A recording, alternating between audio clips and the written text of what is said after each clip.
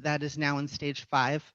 It is now in the hands of the lawyers. It is supposed to be in the mediation phase at this point, but I've been told that that has been rejected as the next step. So now I guess we're going on to arbitration. So at this point, it's between lawyers at this point. So that is where that is at that point. At this point, the ULP also in the same hands of the lawyers. There's nothing to do on our side. The first formal complaint against the superintendent was received at the last meeting. That would be on November 17th. We also received 2 different ones on December 5th. We will be meeting in executive session tonight to determine the next steps on those. I know it's out there that there were lots of complaints and we're ignoring them, and I'm shoving them under the table or throwing them away, and that's simply not true. The first formal complaint was received on November 17th. So I just want to put that out there so everybody is aware there's timelines on that. We will discuss it tonight. The next steps moving forward happens tonight. We will announce that after the executive session at the meeting tonight. Before we move on, I do want this to be a 2-way street. I would love to hear if you have any input on what you'd like to see happen in the future. I'd like to see us heal at this point. Of course, I'm a graduate of this district. My child will be a graduate of this district. And I really would like to see things move forward on a positive step while everything is happening behind the scenes as it should. Martha Lane wanted to say something before we move on to the next step. Moment. Yeah. I wanted to make it clear that I take these matters very seriously, as I know we all do. We take any complaints, formal or otherwise, very seriously. We pay close attention, however, to the protocols and the procedures for very good reasons. One of which is that in America, a person is presumed innocent until evidence to the contrary. We do take legal counsel. We know when we can't name names at certain times in certain cases. If that makes the union doubt our seriousness, I'm sorry. Read the contract, read the rules. Talk about naming names. The BEA in a letter has demanded that the board conduct extensive personal interviews. Please remember, we are not investigators. There is that stage later on. And this is not the McCarthy era. Other strong procedures are in place. I personally will not be conducting investigations. You can call them interviews. It does not mean that I take things lightly. I read and listen to everything that is coming through, but I don't do the bidding of the union. I do not conduct investigations. There are trained people to do that, as I'm sure you would all want. I know this meeting is supposed to be all about you, but I ask you to expand your concerns to include student learning culture because it does relate to your job satisfaction. Would you raise your hand if you think vocabulary building is the responsibility of only English teachers? There are no hands up, and thank goodness. Why then, when I walked in and out of every classroom of the high school on Friday, there were maybe 5 words total on the walls and no definitions? Every time we go through a complex thinking chain and we come to a word that is vague to us, the thinking is weakened. The weaker it gets, the less we can build on it. It happens in math, science, history, art, everything. And vocabulary is the easiest fix to add rigor to your teaching. Visit Ocean Crest. They are the masters of it. Teaching only to the talented produces scores like what we have. Many states perform more strongly than Oregon. Alabama and Kentucky are 2 of them. Within the state of Oregon, Bandon School test scores are very low. This has been and continues to be a huge concern. Our students are not below average. To me, that points us to teaching. Our superintendent came in and saw this. The administration sees it. That is why the focus is on success for all students and to empower all students to achieve their vision is our vision. The same best practices work for everyone. For the administration to address this is not retaliatory, and it certainly isn't hostile. Also, as I understand it, your bosses, your principals, right from the start have asked for more rigor. It is not retaliatory. It was somewhat met with that folded arms attitude. A little bit of don't tell us what to do. Not only do we know how to teach, but we know how to run this show. Also, principals requiring grade checks and attendance checks is not retaliatory. It is important for student safety, for parent relations, for funding, and for community members watching this. Please know that the principals were met with a variety of refusals and some repeated noncompliance. Folded arms, indignant at being asked to fulfill basic job requirements, and the banner of retaliation rang out. When I first saw this emerge at the beginning of the teacher salary package negotiations, it reminded me of a Trump-era cartoon with said figure pointing madly at people and environments and blaming them, while the newly formed oligarchy was walking out the back door of the U.S. Department of Treasury with bags of loot. It was a brilliant cartoon. I don't want our student learning to be that loot.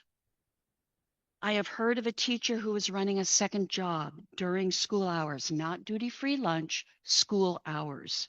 It is not retaliatory for the administration to work to correct this. The union isn't going to correct it. They did a great job getting a decent package. I've been a teacher for 40 years. I thank the union every day for the package.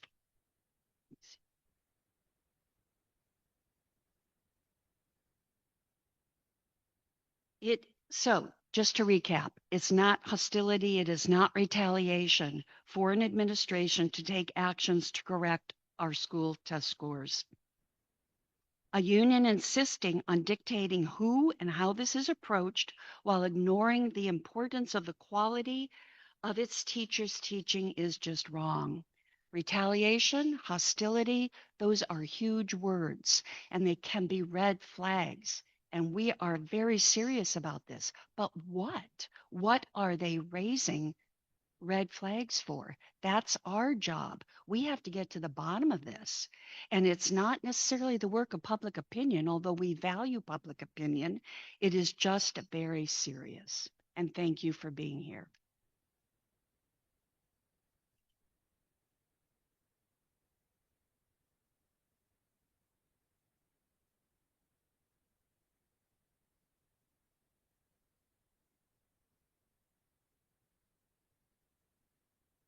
Thank you very much, Martha. Does anybody else on the board want to state anything this time? So I'll leave it up to you guys. I'd really like to hear from you.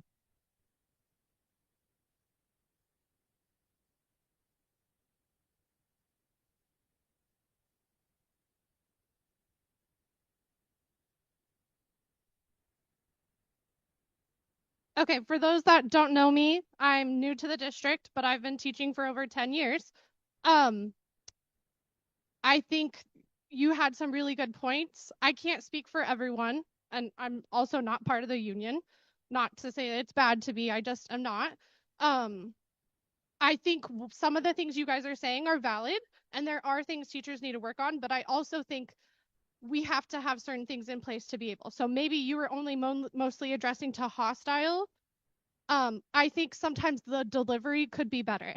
Like what you said was really good, but the way it's delivered a little bit, and maybe you want it to be harsh, sometimes in staff meetings, it can come off as a little harsh. So I don't think it's what is being asked, it's how it's being asked. I don't know if that's helpful for you all at all, but I'm very happy to be here. It's a really hard time coming in as a new staff member, I'll just be honest. But I do agree that our kids are very behind and we have a lot of work to do. But I'm not just saying it's me or just one teacher. I think it's everyone. And maybe that's your point of principals are starting to get there, but I think there's a lot of holes and it's not just attendance and it's not just vocabulary. But maybe you were just trying to give a couple of examples because you guys are not getting examples of what's hostile.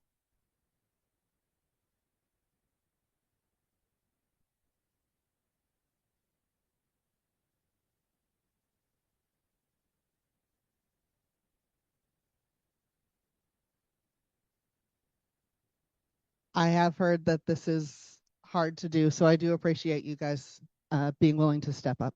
Tracy? Hi, my name's Tracy, and I graduated from Bandon in 1988. I've been working for the school district off and on for about 25 years. This year has been an awful year. When I see the people that I used to be friends with, I used to smile at freely. When they look at me, I saw this in the store on the Saturday game we had here. I was shopping. I saw one of the teachers, said, "Hey." She looked at me and turned her head and her cart and went down the other way. That was plain rude. It's happening everywhere. When the teachers stood outside, I used to stand outside and watch the kids in the morning. They stood across the street. They had children out there that did not know what they were doing. I asked one of the young ladies, I said, "Do you know what you're doing?" "No." "They asked me to wear red and stand out here." That is not being there for a student. I am there for students every day, cleaning up, talking to them, making sure they have their needs. That was not need friendly there. Anyway, I'm just really unhappy with the way it's been going down. The backstabbing, the looking straight in your face, turning around and talking bad about you behind your back. No, this isn't why I'm here. The sophomoric attitudes have got to change, or there'll be more people that just are not happy. That's how I feel. And yeah, I'm about ready to lose it.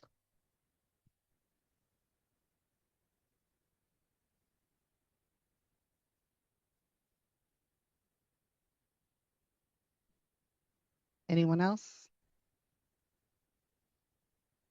I understand that this is a hard time for everyone, and one of the biggest disappointments for me in this whole process is the fact that we can't talk like this. I've reached out several times trying to get this going in smaller functions, in big go at the table. The Bandon way used to be that we figured this out between ourselves. And right now we have outside influences, we have lawyers. Lawyers right now are the only ones that are benefiting from this right now. We are not benefiting from this, you are not benefiting from this, and the children are not benefiting from this. So I would like everything to go along the process. We have 3 complaints in process today. We will take care of them in the timeline they are meant to be taken care of, just as everything else has been today. Another one just came in today, literally, as I checked my email before this meeting started. That's solely against me. So of course I won't be taking care of that, but I will pass that along to someone else. But we really do need to find a way. We need to find a way to move past this, deal with everything head on, but also move on. And we need to get back to the Bandon way. We really do.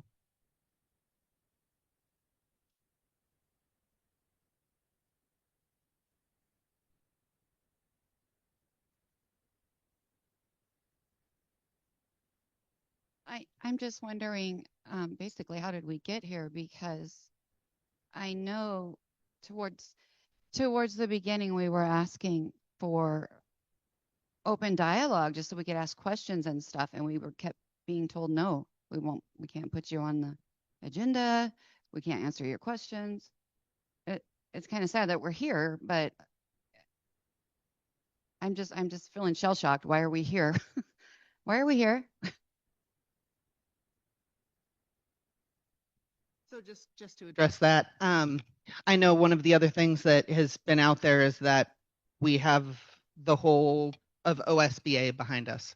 We have teams of lawyers that are helping us out. We have, in case you don't know what OSBA is, this is the Oregon School Boards Association, right? They have been of zero help. So anything in any way in which you are unhappy about the way that things have been going down so far can be put on my shoulders. I have researched, I've reached out to lawyers to help just with advice. How do I go about this?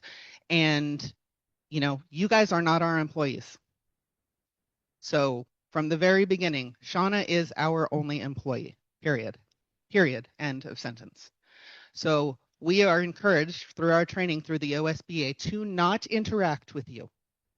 We are told that it is not our place. We are told that it is outside our lane. It is inappropriate. It is all of the things. It's drilled into our heads to not speak to you directly. So much so that as a parent, I feel like I have to step back. As a parent, I feel like I need to send in, either totally do not do anything or send in my husband. I do not feel like I can interact at all with you with the training that we've had. So again, I will say that it's the very little advice that we have gotten through all of this has been to stay out of it. And obviously that's not working, so we're trying something else. I would love to not go over boundaries. I would love to take it to do everything that I've been ordered to do. However, there are policies. If I don't follow policy, if I don't follow contract, then I'm in the wrong. So yes, I am going by the letter of the law. Emails are not complaints. Public comment is not a complaint. Yes, you do have to fill out the form. I've been told that I'm pedantic in making that be the case. However, if we go by anonymous emails, if we go by emails, if we go by just what we heard, then somebody needs to make the decision as to which things to move forward on and which things not to move forward on. And you do not want an individual making that decision. So therefore, we have a policy for complaints. It's the same as it's always been. Every administration, from as long as I can ever remember, our last superintendent would not talk to you unless you filled out the form. He threw away anonymous complaints and emails. We never saw them. Now I get 2 or 3 a week, and they're forwarded to everybody at this table. The transparency for this administration is 10 times more than I have seen in the last 10 years. And it's just the case. So I appreciate everything. I'm going by the letter of the law.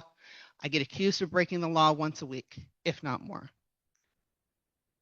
Things are in process. Policy is going the way it should be. We have policy for a reason, and that's what we're moving forward on. Nothing has been hidden. Nothing has been thrown away. Nothing has been ignored.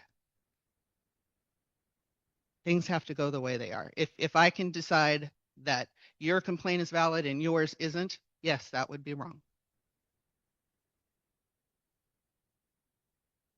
I'm going to add on to that in the fact that I've discussed with several of the board members, we hear the negative emails are the worst, but we're getting both sides. So while you may be hearing the emails of the negative stuff pointed at the administration, we are receiving emails that is pointing at staff as well. So I would say for me, that's also like why I'm concerned about the work culture. I have a child in this school. I have volunteered in this school for 12 years, and I have staff members that now won't look at me, or I walk in the high school office and they walk out. I'm not paid for any of the time I give, and it's a lot for the Booster Club and now school board. And I don't feel like my child is being treated fair either. For the first time this year, I've said, separate yourself. Maybe they won't notice your last name. That's not right. That's not the Bandon way. That's not the we are Tiger Strong. We're in a spot. How do we come forward? I don't know, but it's got to change because it's not who we are.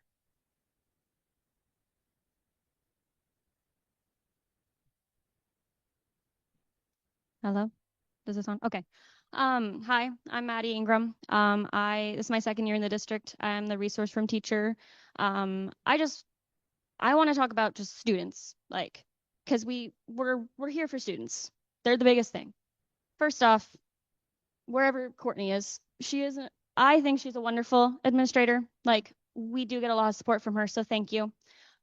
So here are my two things for students. First thing, on the elementary level, I'm really concerned about safety. We have on the daily kids hitting, kicking, biting, trying to strangle teachers. And we are here just trying to keep kids safe. Safe. Like not even like safe first, learning next. So I know we're trying our best to figure out ways to help these kids. I feel like something that could help is having a different form of education, alternative education, something for our students that need extra safety precautions. I know it's a big idea and it might not be happening this year, but it's just something I want to point out. My second thing is academic learning. So I know at the elementary school level, we do a lot of interventions. We have Title I reading intervention. We have special education. All the schools do for special education. But we have SSTs. We have all these things.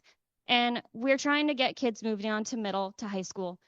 My concern, and I might be wrong, but my concern is when we get to middle and high school, those supports kind of start to go away. And we don't have an intervention teacher, unless I'm wrong, at the middle or high school level. And I know, Martha, you talked about student test scores. They're low. Yes. How do we get these kids to get up? How? Well, part of that might be intervention. These kids need that. Another thing is, and again, if I'm wrong, I apologize, is changing our math for the middle school from 8th graders going from 7th grade math to algebra. That's what I've heard. And what if they can't do it? Like, how is that going to help our test scores if these kids are missing a year of math? I know for myself, I was terrible at math.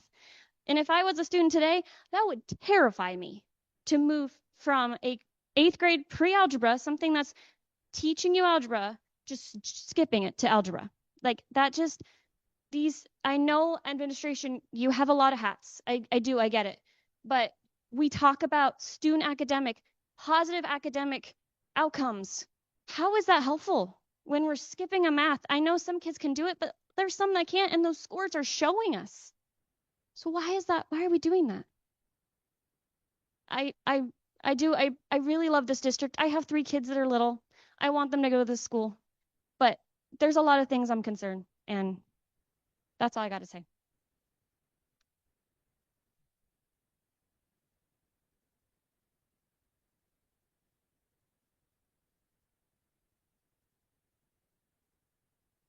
Hi, everyone. I'm Grant. I teach first grade here at Ocean Crest. I feel like it's worth noting that originally this meeting was requested between the Bandon Teachers Union and the board. So I think I have some guilt knowing that all of you have been required to be here and spend your time because originally that was the request, if I understand correctly.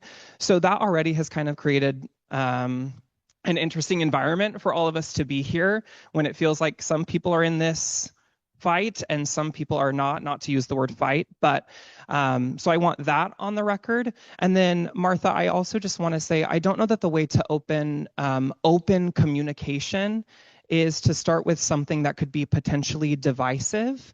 It seemed almost like your statement started like as a slap on the wrist almost to certain members of the Education Association.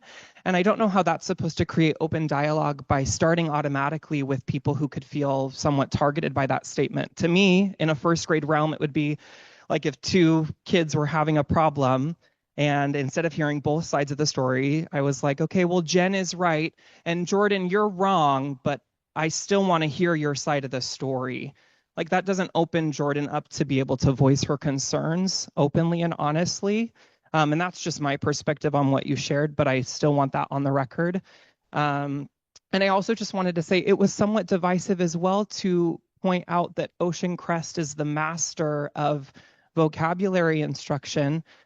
So uplifting one school in the district, but then putting 2 other schools not on blast, I guess that's not professional language, but to automatically say Ocean Crest does something well and the other 2 schools don't. I don't know you very well. I don't know that you've ever been in my classroom. I don't know that you've seen me be a vocabulary master. So I just thought that that was interesting, and I wanted to point that out. I know that this is nerve-wracking. This is a lot of pressure. My leg is shaking in a way that it has not, and I'm a performer. So that's interesting.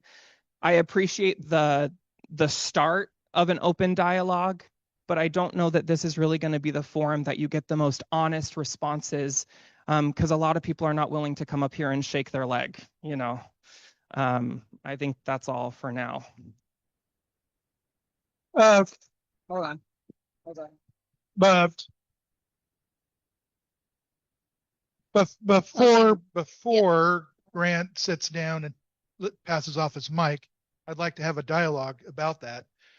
The reason we're all together and people are allowed to leave is because we are all Bandon and we're all Tigers, and teachers and all staff are all affected by this.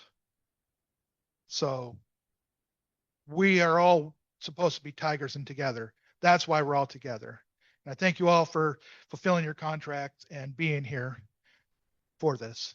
So I just wanted to add to that.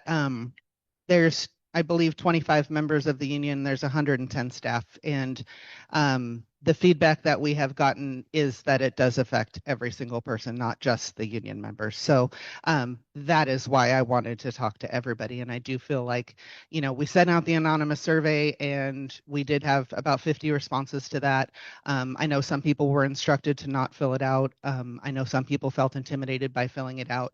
I have apologized for that going out without the board first. However, we got a lot of feedback, and a lot of feedback was this is not a teacher specific issue. So that is why I wanted to have all 110 staff here. So thank you.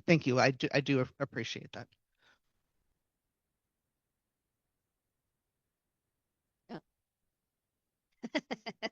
All right, my leg is also shaking too, but my name is Carrie Twyman. I am a special ed assistant at the high school.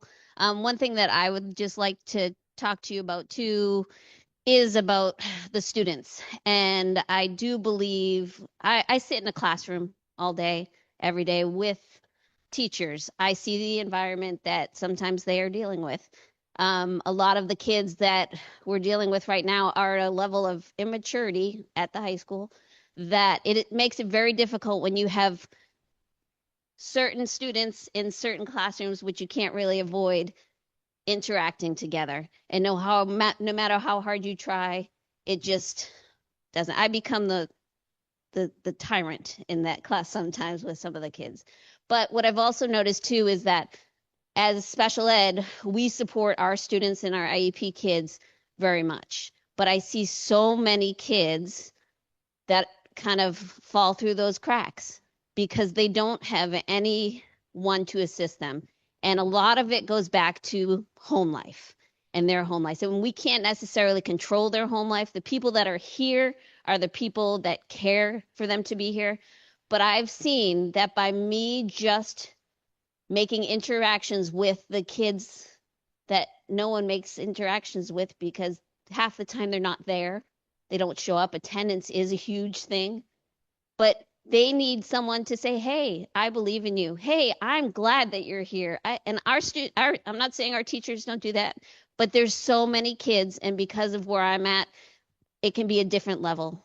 I'm not their teacher saying it. I'm someone else who, why do I care? Like, oh, maybe there is something that they see in me that can turn that around. So I just wish that there was a space, and I know, you know, money and all that, but I wish there was a space that we could have for those kids who may not be on an IEP or even a 504, but just don't have the help at home to kind of support them, because I have seen it and helped kids do what they need to do just to get back kind of on their feet.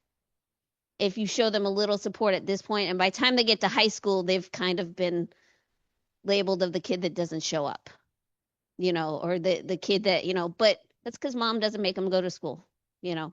So that's the part that I see, and I just want our kids to get the support because I see the passion in everyone that works with me, and in those classrooms, and I see that they're trying their best to do what they can, but also sometimes too, the environment of the kids is not the easiest ones to work with, if that makes sense.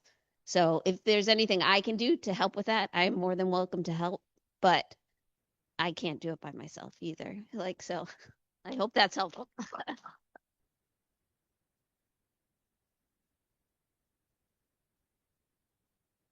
I wish my wife was here because she would stop me from talking. I wasn't going to talk, but some things were said earlier, and I was like, I got to speak to that, okay? And I'd rather be talking about the student stuff that I've heard, but that takes energy, and that takes creativity, and that takes energy, and way too much of my energy and creativity is going toward things that I don't want to think about, that I don't want to, I mean, it's very inefficient. Inefficiency drives me nuts, okay? I'm spending way too much time worrying that if I get up and speak in front of all these people that I've worked with for my entire career, that I put a target on my back.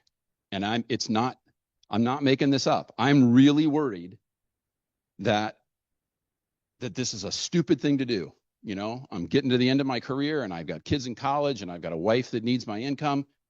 And damn it, Hatfield, you can't get up. You can't get up and talk like this. You're going to get yourself like some other of my colleagues that I no longer work with. And that is just real. It is not just me. And what made me want to speak was the comment about that you have to fill out forms. I get that. I mean, I hate procedures. You know, Carrie can tell you, hand them in the right way. I get that.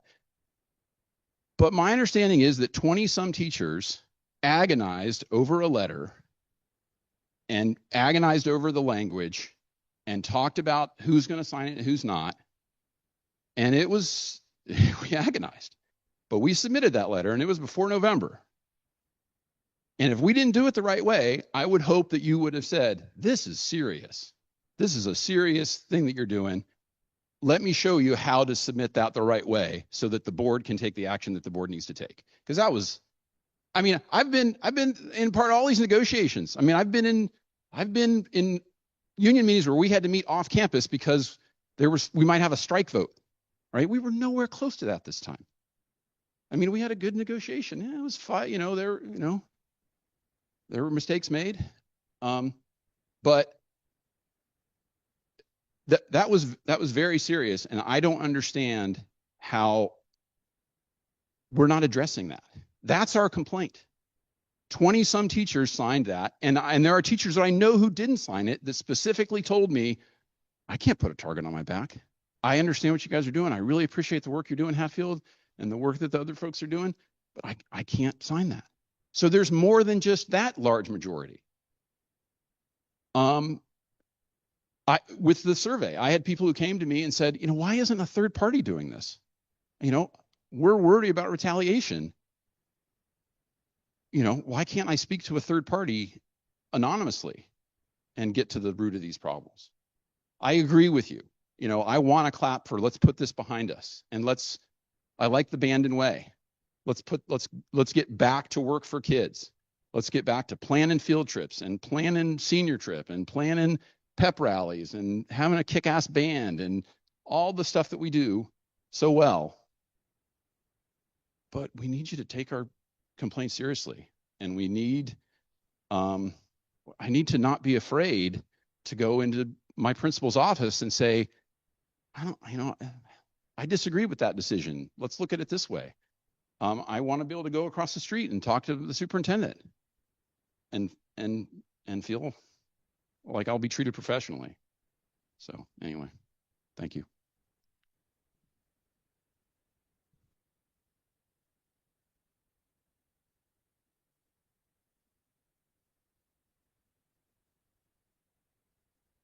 My name is Sasha. I am an EA at the high school in the SPED department with Carrie and with Jonah.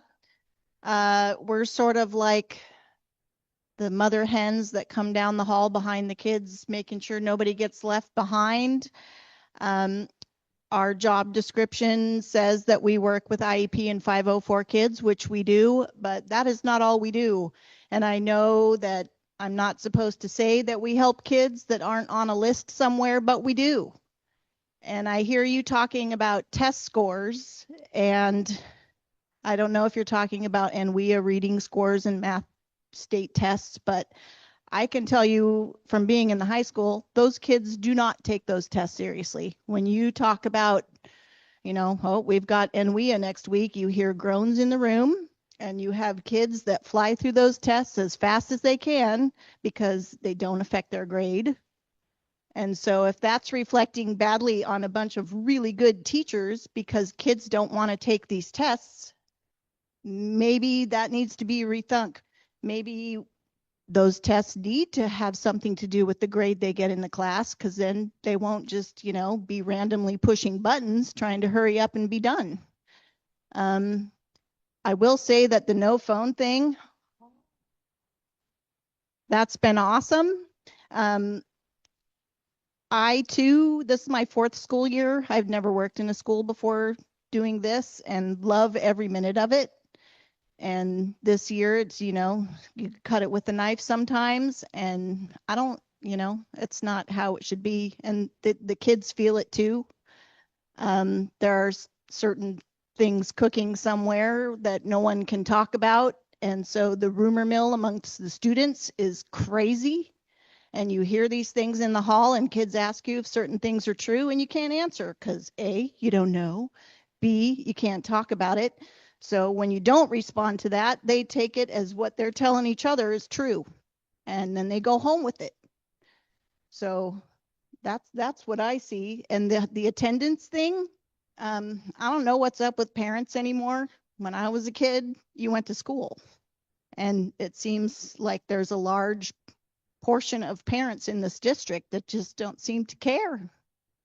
I mean, you show up every 10th day so you don't get dropped from the rolls, and you're another 9 days behind. And Carrie and Jonah and I are trying desperately to find the work that you missed, make sure you get it done, make sure you turn it in. And it all comes back to, I didn't feel like coming. And nobody at home was like, you're going. So I don't know what the fix for that is, but it's not us. We're trying. So that's what I know. I love what I do.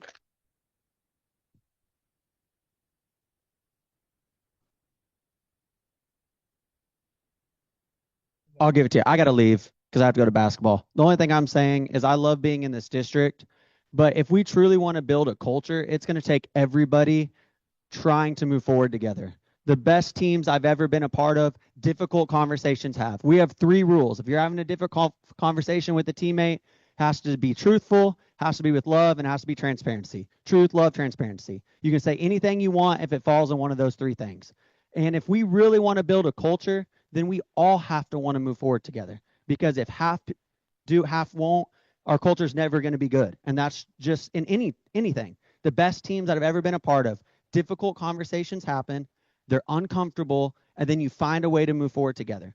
And I don't know if we're at that place. If we're not at that place, I have to go to basketball practice. But the best teams I've been a part of find a way to say tough things with truth, love, and transparency, are comfortable enough, like Mr. Hatfield said, to be able to have tough conversations without feeling fearful of being able to have those. So that is a piece of it, but then also willing to move forward together. And I've never been a part of a team where half the team wants a good culture and half the team is checked out and they have a good culture. Not saying anybody is. I'm just using that as an example. But if we can really come together and move forward, I know Bandon's a great place. I've taught in 3 different school districts in Louisiana. I've been here 9 years. Bandon's a wonderful place full of awesome people. But it's going to take all of us wanting to make this the best it can be. And that's just my 2 cents. Sorry.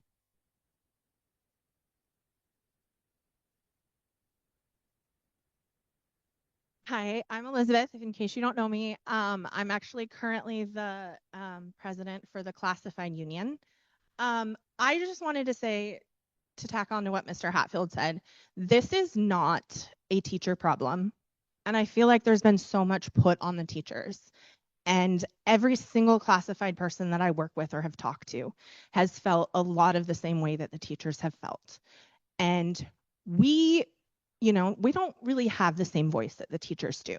And so I know for us, it feels like kind of like a breath of fresh air to hear some of our concerns coming out in the teachers, from the teachers and from the teachers union. And I, sorry, lost my train of thought. I just, we had bargaining the year before teachers did. And I will tell you, I never want to be on a bargaining team again. It was a nightmare. We were made to feel ungrateful and like we are not appreciated. I will go to talk about my teachers and our principal. I've never, ever been made to feel that way until we walked into that room to start bargaining. We were told, ask for the moon and the stars. And then we were told, wow, you guys really think you deserve it, this? And it was heart-wrenching. And it made me not want to be a part of this district. But I love this district. I love my school. But I just want to say, like, this is not just about the teachers. This is about all of us as a community. And there are so many of us that are afraid to speak out because we don't want to be put in a position where there will be retaliation or we could lose our jobs or we're put in an uncomfortable position. And I just want to let all the teachers, in case you didn't know, us classified staff love you and we appreciate you. And we are here to support you guys as much as you guys are here to support us. And that is very much appreciated. So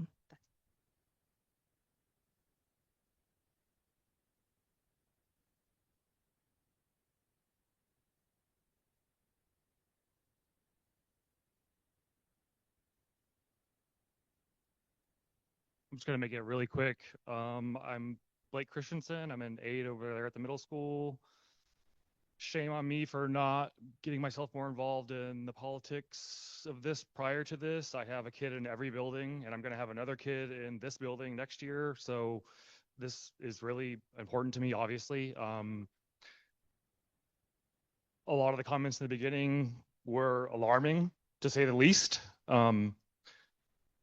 And I just want to say that, like, if we're talking about workplace culture and you have new staff coming in and you have 36 eighth graders in one class, I don't understand how anybody thinks that, and this is not a commentary on my principal or any of the staff that's over there, but having 36 eighth graders in one class, in any class, whether it's English, social studies, is never going to work. And that just comes down to, we've lost an English teacher in the building and we lost a librarian in the building, and we didn't replace those staff. Like, we're minus 2 staff from where we were last year. And you can't tell me that we're down more kids than that. We needed more staff last year. And we've lost 2 really important staff. You know, we lost a 6th grade teacher and we had to, like, English teachers had to take over more. And so I'm here to support the teachers, obviously. Like, they need more help in the class with behavior stuff, especially with behavior stuff. And I understand it's really hard for the district to deal with that stuff and principals, but a lot of it's that, and a lot of it, I have to agree with the test stuff, the test taking. Like, yeah, the kids' tests are down, and we're trying to focus on the kids who are really achieving, because those are the kids who are there. The kids who are down at the bottom are never at school. So it's really hard to, and I know that we have to teach all of them, but still, it's like kind of a slap in the face of, like, oh, we're only focusing on the kids who are really excelling. And, like, you know, I know that's not the way that all you feel, but you know, that's not what's going on in the class at all. And the kids need more help, more staff. Period. We can't lose 2 staff in middle school and have the population stay the same and expect test scores to go up. That's basically all I got. And I'm sorry if I got a little bit hostile or rushed at the end or flustered, but I have a kid in every building and it's really important to me. And, you know, I have a decent relationship with a lot of the kids, and, like, I hear it from them too, like, oh, this is going on and this is going on. And I have to be really careful with what I say. I don't tell them anything, obviously, but to hear them, you know, say some of the stuff that they're hearing, which is mostly not true. Obviously, they're kids, is hard too, not to be able to be like, oh no, this is happening and this teacher's not leaving and like this teacher's not moving over there. So that's what I got. Sorry, I took more time than I wanted. No.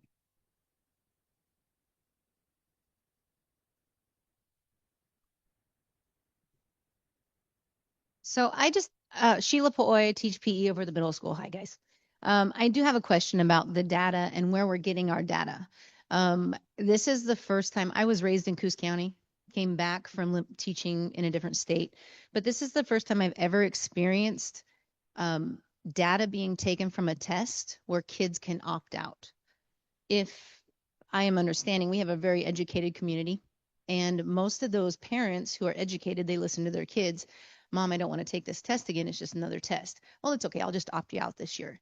But you can't take data from that test and equate it to how we're teaching, because that's not a fair test of what's happening in our classrooms. The most high achieving students are the first ones to opt out. And I've seen this over and over again in the few years that I've taught here. So that makes me concerned. Maybe we should put more eggs in the one basket where a student can't opt out. I know that there's 2 different versions of tests. I'm not really sure what they are because I'm a little, anyway. But I know that the NUIA or the state testing, kids can opt out. That's a state law. The other one is one that I would look at more as an administrator in getting more standard-based data. I could be completely off task with that, but I've always had that question as to why do we put so much emphasis on a test where only half our kids are testing? A second thing is when it comes to a personal level, as an educator, feeling like I'm being blindsided by certain things, not having open communication early in the process, that's kind of where it set my tone as a teacher. I was like, no, that can't be happening. That doesn't happen in school systems when people are just told you're switching. We lost some of our most experienced educators because of the unreasonable loads put on them. Teachers that were certain category, like one curriculum, teaching different levels at high levels, honors classes and such, but you're going to be teaching at the middle school and now you're doing this. And then I've also heard where other teachers had 4 or 5 different preps. I don't know exact data. It's just, and it comes down to rumors as well. Not being able to feel safe to ask questions because, oh crap, maybe I'm going to have to teach something I don't want to teach next semester, which we can, but it takes away from our professional experience and our expertise when we have to, okay, I'm going to go brush up on my English 1 because I know I can teach it. It's on my certificate, but should I be teaching that class? Should it be someone who has more experience, who is more comfortable doing that? I will do anything for my students. I will do anything for my teachers and my staff, my administration. But you have to take into that personal conversation. This is what we need. Are you willing to do that? Now that has been occurring more often this semester. I've had conversations several times with my admin, and that's wonderful. That's exactly where we need to go with this. But I think this all started from being blindsided and have most of our experienced teachers are really high levels and our wonderful programs that were state run champions being knocked out from underneath us because they stood up and said something. I don't know if that's the case, but that's the feeling I got. And most of it comes from feeling. As a teacher, we come from the heart. That's why we're here, right? As a teacher, we're here for the heart and our kids. It just is, it's very eye-opening to me to see the way things have been handled, just because there's a better way. Treat your teachers like humans. Treat your admin like humans. We do need to have more open conversations like this, but it's scary to get up in here in front of everybody. Am I going to have to do something I don't want to do next semester? I don't feel that. I'm pretty confident in my spot, but it's hard. You just never know. I've come to the point where I don't care anymore. I mean, I'm here because I want to be. If I'm not here next year, that's not going to be my choice. Does that make sense? So I just think that we are all here because we love our students. It's not because we are here to cause drama and stir stuff. It's because we are here for our kids and we love being in Bandon. I love it here. I drive half an hour each way to get here every day. And I could teach somewhere closer, or I could raise my cows and stay at home, you know. But I'm here because I want to be. And I think that everybody here is the same. It just comes down to more personal conversations and having an open conversation about things that are changing in our world, and in our schools. And yeah, that open flow conversation I think is going to help. And that testing thing, that's always bothered me. So thanks.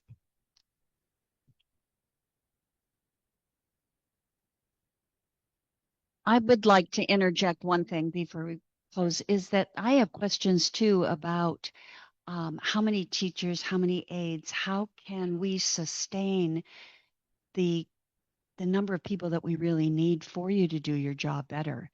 At what I would have called the most important budget meeting, there was nobody there. We were ready to be there for 5 hours. We didn't care what it took. We really wanted to talk about the reality of what can we provide the best way that we can. Trent?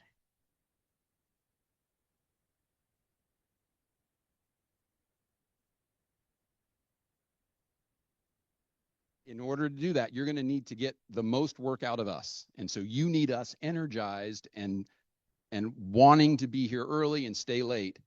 And I mean, I've already spoke. So, but can this be a dialogue? I think so. I could be one-sided in this, but I absolutely love this. I have loved every second of this. I am tired of the clickiness and who's talking to who and who's not talking to who and who's allowed to talk to who and what you're allowed to say and what you're not allowed to say. And I understand that that's the world we live in right now. And I understand I'm probably going to get sued for something I say at some point because I'm not good at this. And I did not get into this in order to be the iron hammer. I didn't. I've been doing this 9 years. I love this district. When you go back to my first OSBA conference, it says, what's your why? And my why was I want our rural kids to have the same opportunities as the kids at bigger schools. And I want the kids here to have a dream and be able to do it. And, you know, going to band state championships 3 years in a row and going to Hawaii on a field trip and going to Yosemite and going, you know, all of these things. And COVID knocked so much out of me in terms of what's disappointed me about school. And you can't keep coming back to that. I know we can't, but so much of our culture changed in that time period. And we need to figure out what's the new way to do it. And we need to figure out what the new way of going about this is. And again, when I started this 9 years ago, we had a problem with siloing in which everybody was just in their own space and nobody talked to each other.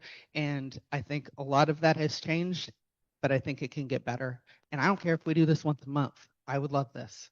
And I appreciate people talking to me honestly. And I appreciate people not telling me which way I broke the law today, because it's exhausting.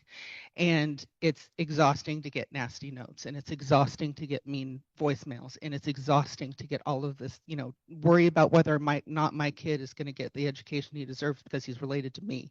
So know that this is as hard on our side as it feels like on your side. And like I said, I don't care. Let's do this once a month. Let's be honest about it, and let's stop hiding behind lawyers and outside aggregators and whatever you want to call it, and let's just talk to each other. I really appreciate it. I really do. Because I've heard 10 things today that I didn't know, that I flat out didn't know.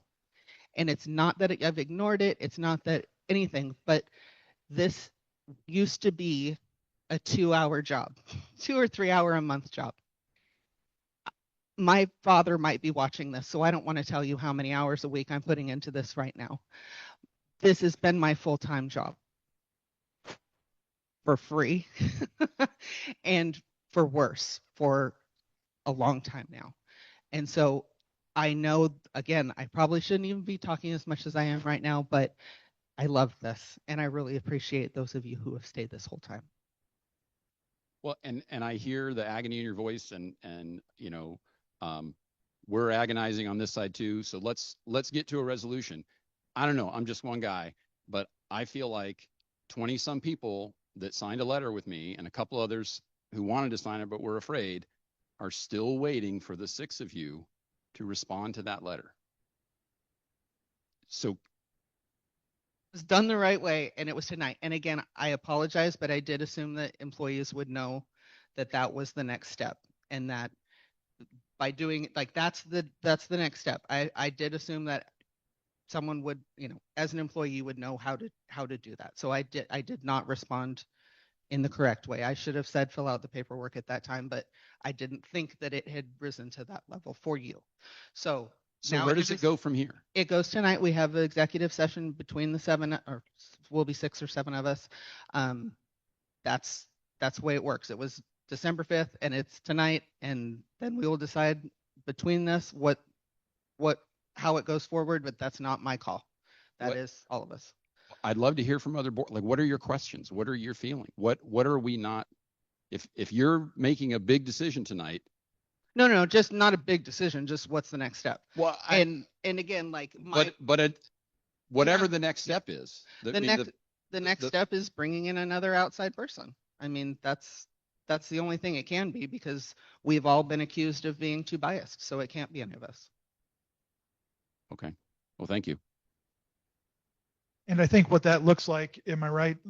That's more lawyer time, more less us being able to talk about it, and more your lawyers talking with them. So that's, and I think we got used to having a Facebook notifications lifestyle. This is the state and policies. We can't broadcast all communication over Facebook as much as we'd like to, as much as we like to blow up everybody's phone and say, received, pending, there's a circle, this is where I'm at, this is where we're going, making a phone call to the 6 of us, 7 of us. That's it. We're dealing with the state, and we're having to deal with legal. Anytime there's lawyer word passed around, that means communication with everybody stops, because it becomes legal, and they talk to you, they talk to us, and we can't communicate anymore openly. So that's a great question. Who is supposed to be talking to them? Say to us, you received this letter, for the next steps. This is what we're waiting for. Well, so we feel heard. So we feel. So if it's like the union, feel respected professionally. That. Well, if it's the 20 of you union members, then your president who signed it and sent it in should be notifying you. If you're not getting those notifications, I would them, because so you should be talking to Jen and knocking on her door and blowing up her email going, what have you heard? Where are we going? What do we know? Did not want to do this, to speak. Sorry, I've just been speaking every time. And so in May, we had a school board meeting where staff spoke from their heart. Parents spoke. We were asking about the transfers, and we talked. I remember a moment with you in the hall saying, how do we have a back and forth? And you said, just be an agenda item. Ask to be an agenda item. So we're like, okay, we'll do that. So we did that. And we weren't in it. We never got to be an agenda item. I understand there's legalities, but maybe we could have figured out how to talk about it, how to answer our questions. I don't know. That's in the past. So, but we heard that that's how to do things. So then, in speaking about the letter that we signed, we signed that and submitted it October 13th, I believe it was the 13th board meeting. And I haven't heard anything about it ever. Nobody said, oh, you should fill out this. I didn't know there was an official form that I should have filled out. I sent. How long have you been here? 25 years. How long have we had a website? Doug has put a formal complaint thing on the front page of our website. Like, Yeah, it never occurred to me that this was a formal complaint. This was, I yeah, have never filed one. I've never had one. I've never received one. So So and so I this wanted is to the It answer is Trent's currently the way. question Yeah. that I've never I haven't, and everybody else who wanted to know what was going on, I never received communication about that. So at the last board meeting, it's very hard to hear the specifics, but I thought I understood that no public comments, no email communication, no concerns brought up in those avenues would be discussed unless there was the formal complaint. And I was like, oh, I guess I need to do that. And it was, so that's what prompted me to fill out that PDF and resubmit it. I really wish that would have been earlier though. You know, that's a lot of time. Had I realized that is what the hiccup was, or we could have communicated that. Like, I mean, it was strong. Okay. well, no, you're fine. No, we're talking in the letter that we labored over and agonized over, and then we. I don't want you to think that I'm dismissing that at all. I hear you. We read these letters over and over. When I shower, when I wake up, when I go to work, I have a 30-minute commute drive also. That's what I'm going over. Like, we hear you guys. But you're not, I guess the hard part is when there's a formal complaint or we're in litigation or the lawyer word's brought up, we can't communicate. Right? Lawyer to lawyer. Like, Mariah.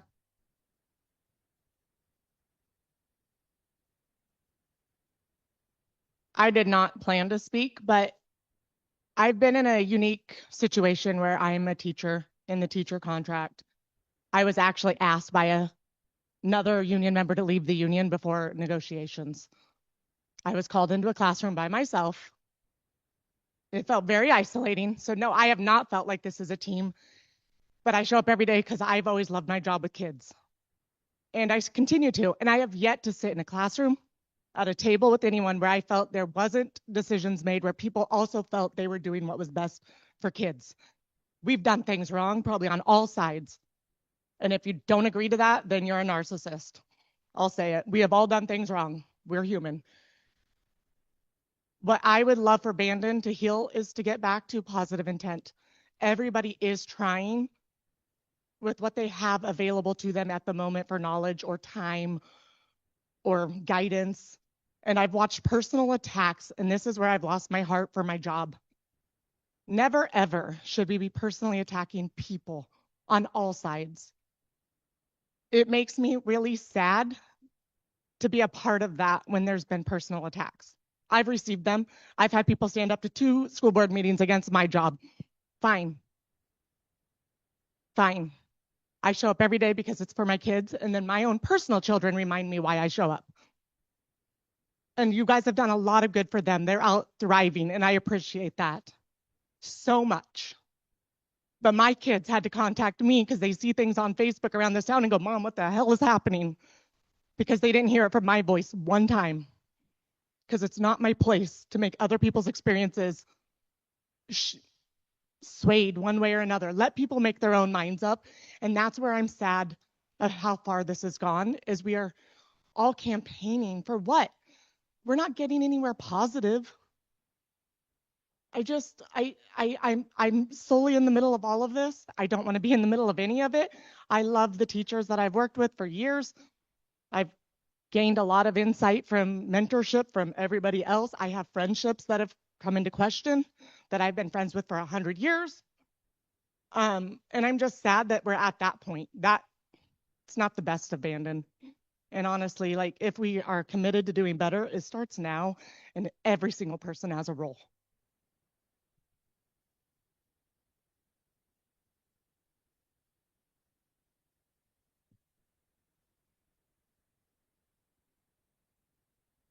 Hi, I'm Megan. I work at the high school as the academic advisor. And I think everyone that I've talked to has their feelings hurt.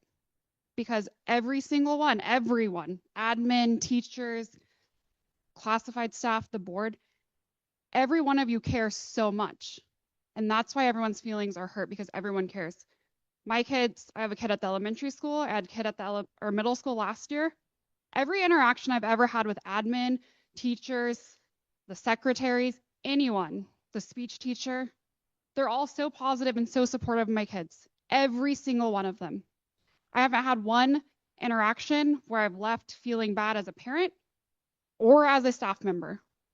I feel like my admin support me. I feel like I can go to them and they do listen to me. Sometimes they tell me things I don't want to hear. 100% right. But that's life. That's every single job. I feel like the reason that we can't get over this is because we still all have hurt feelings. Admin has hurt feelings. I have hurt feelings. You all have hurt feelings. It's really hard. And I feel like my job this year has been harder because so much of it is focused on all this noise, when all I want to do is sit there and work with the kids, like get them to graduate. We have really, really great kids at our school. And yeah, we have some rough days, but our kids are amazing. And they are so much more than their test scores too, because these kids that don't test well are also like brilliant if you have a conversation with them. And I think the best thing about being such a small district is that our teachers connect. Every student at our school, I feel, has someone that is their go-to person. It might not even be their favorite subject. Like, I know there's teachers that love the math teachers, but they don't like math, but they can still go to them for other things. And I feel like across the board, we really need to reflect on ourselves and realize that the things we're saying are to people. They're not just board members. The things that we're saying are hurtful, and they are people. Same thing with admin, or same thing with all of you. The things that are coming out of some people's mouths are so heinous and hurtful that I've gone home and cried and honestly questioned my job, because I feel like there's been things that have been said that's saying I'm not doing a good job, when I know all of you are working your butts off to do a good job for everyone. I feel like everyone in this room is here for the same reason, and I feel like we just need to try to remember that reason and get back to it. And I don't know how we get there, but I think we all need to reflect on ourselves a little bit and see what are we doing to be part of the problem? Because I feel like some point we've all been a small part of the problem, and we need to own it and move on.